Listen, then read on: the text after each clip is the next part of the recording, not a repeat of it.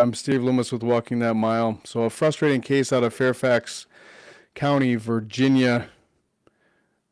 Case of a Israel Ortiz.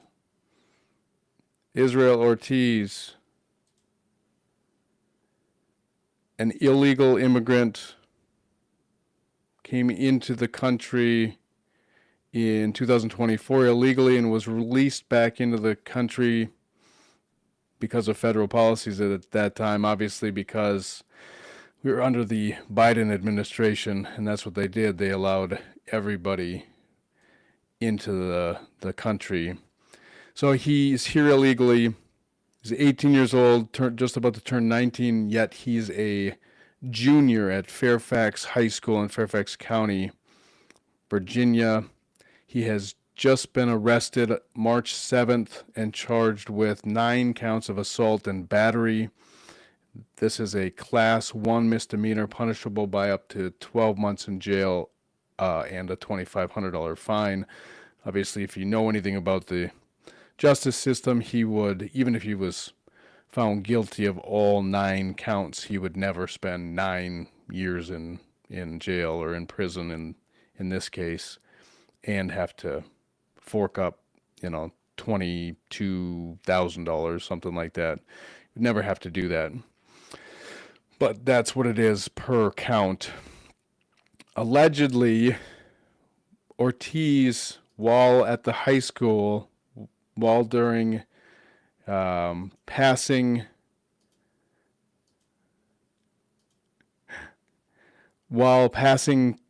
through the halls during classes, he allegedly would grope girls by sticking his hand between their legs, touching their private area, and then also touching their butt.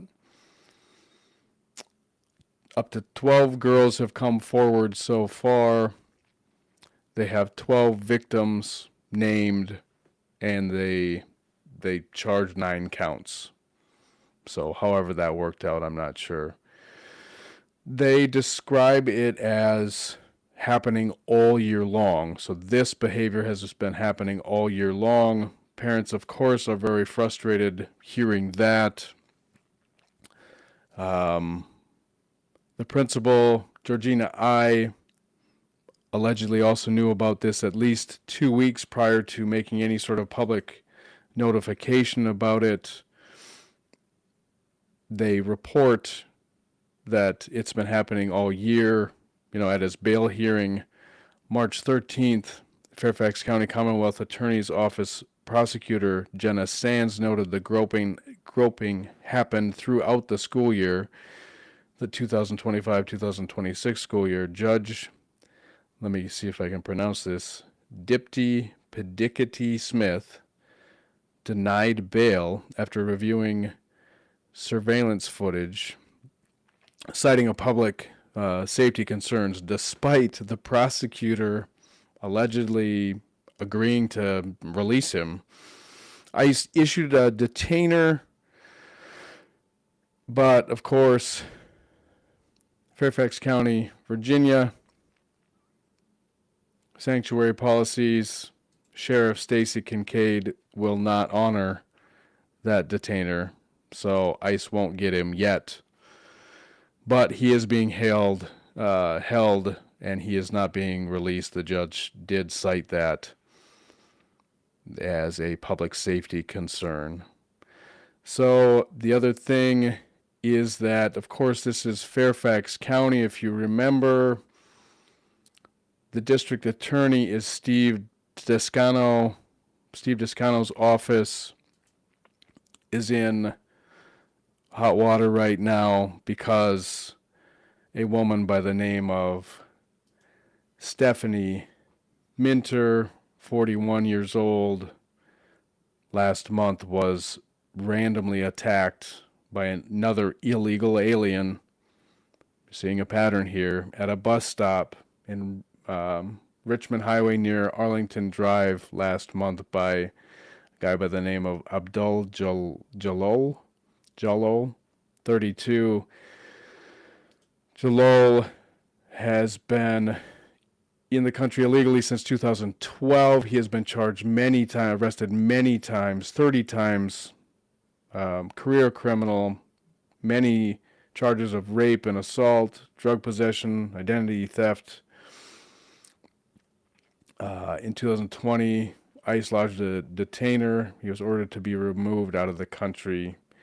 He is originally from Sierra Leone. He stabbed Stephanie Minter randomly and killed her. He had been charged with multiple charges of malicious stabbing, malicious wounding. He was charged in like 2018 with malicious shooting into an occupied building. He was actually found guilty of that. The charge, of course, was reduced. He was sentenced to only 30 days in jail and supervised probation. Descano's office said they were unable to move forward with a lot of the cases because the victims dropped off. There was no victim participation. Prosecution in that case, a malicious wounding case in 2023, because they did not have the victim's participation, is what he is quoted as saying.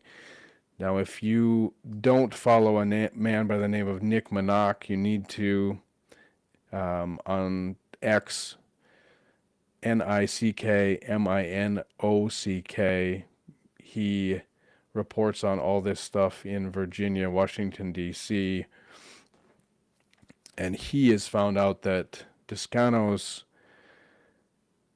office often did not even reach out to the victims to try and contact them, to try and get them to court for any of these things. So, of course, they didn't participate. Nobody tried to track them down.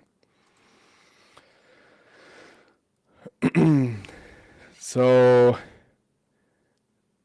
Dr. Georgina I is in hot water for this because she did not contact the parents for at least 2 weeks, and it sounds like potentially this got out and was not supposed to get out the way that it got out. As far as the reporting of this, it was potentially, it's alleged that it was supposed to be dealt with it at the school level. But they did finally send out a letter, and I got this letter from Nick Minock, and the letter from the City of Fairfax Schools. It's a statement from the City School Board. The City of Fairfax School Board takes the recent situation at Fairfax High School very seriously. Our thoughts are with the students affected, their families, and the entire school community. We support the students who have been directly affected and encourage members of the Fairfax High School community to support one another during this difficult time. Inappropriate conduct has no place in our schools, and we understand the concern and distress this incident has caused for students and for families. If students or families have additional information related to this matter, we encourage them to contact the City of Fairfax Police Department. We also want to express our support for Principal Dr. Georgina I, a student-centered leader who has devoted her career to serving and supporting students. We have confidence in her leadership. The City of Fairfax School Board is here for our community. We remain committed to supporting Fairfax High School students and to ensuring that every student learns in a safe and supportive environment. So that was the letter that was sent out to parents. Nick Minock posted it on his X account. That's where I got that. Now, a couple of things from my own perspective on this situation. One big thing that people are really worked up about, and I understand it, is that he is being charged with assault and battery, like simple assault, you might call it, and battery. No sexual assault in there. And I thought the same thing. So I kind of looked it up as far as why he would only be charged with simple assault and not a sex crime of some kind. And it turns out that because of the type of touching this was, yes, it was on private parts, but you have to prove intent, that there was sexual intent there. Sexual battery is a specific intent crime, so the accused must have sexually abused the victim against their will.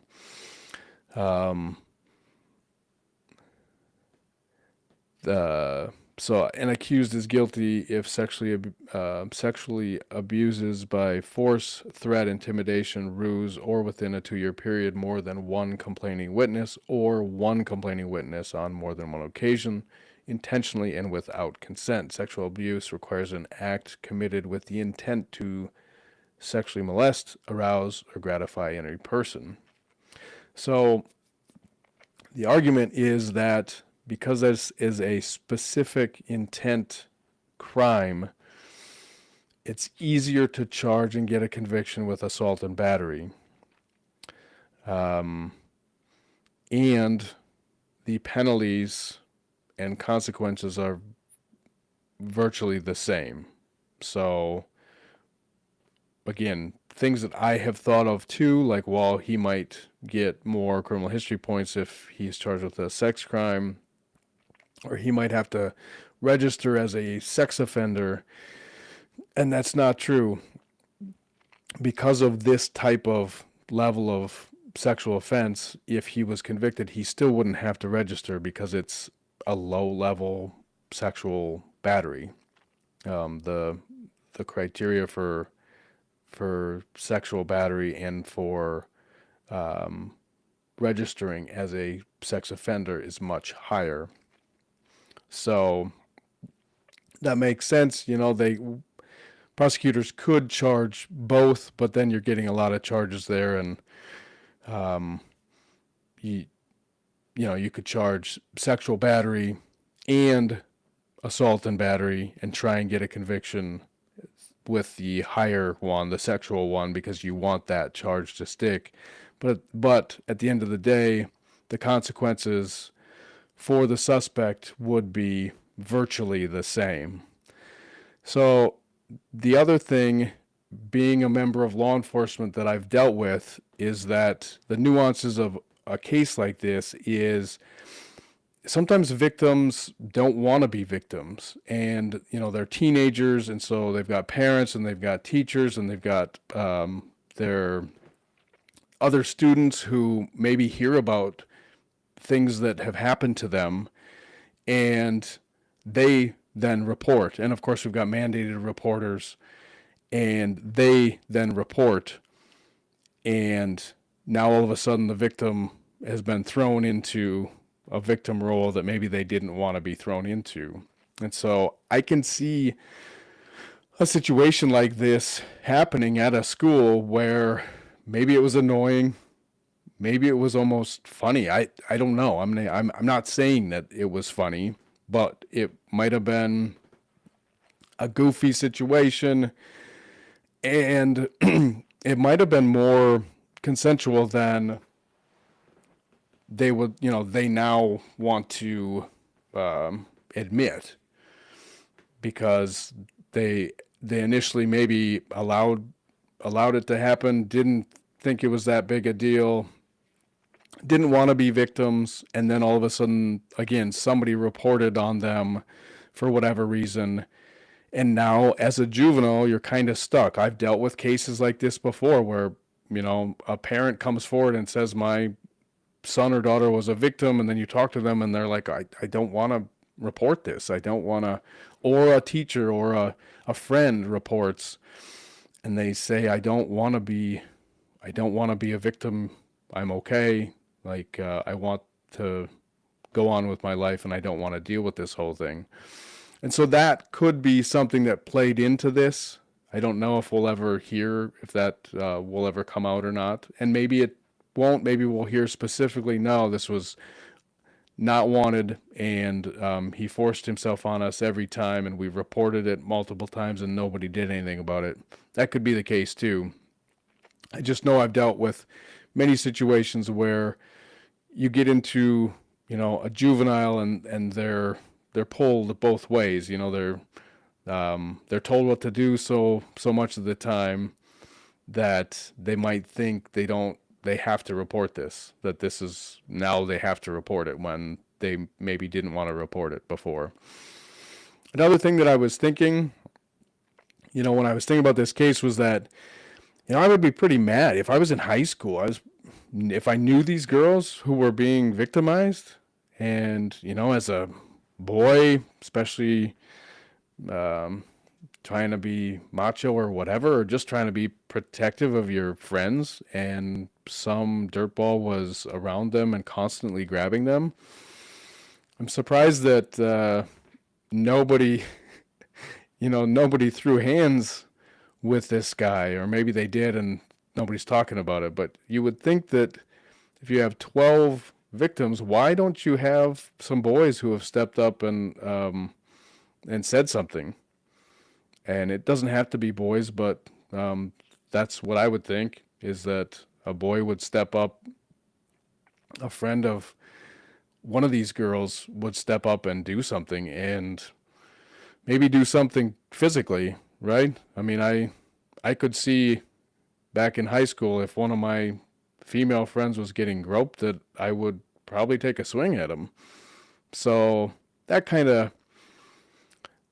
was something that I had to mull over too. Now, it's Virginia. It's very liberal, and kids are getting, you know, boys are getting charged with arguing about whether girls should be in the boys' bathrooms or not. You know, two boys were suspended, or attempted to be suspended, by Loudoun County Public Schools for 10 days for being annoyed that a girl was in the boys' locker room.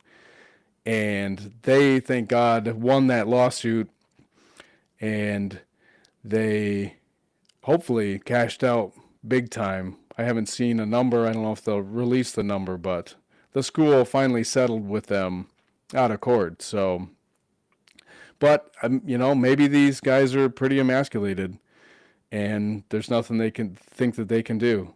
And they think that they're going to get in so much trouble that that it's not worth it. So that could be it too. But yeah, frustrating case for sure out of Fairfax County, Virginia. But hopefully this guy, Israel Ortiz, hopefully he gets convicted, and hopefully he gets sent back to El Salvador, because he has been an illegal alien in our country since 2024. He now is alleged to have victimized at least 12 girls in the high school that he's going to. So we'll see. But that's all I've got for now. Steve Loomis with Walking That Mile.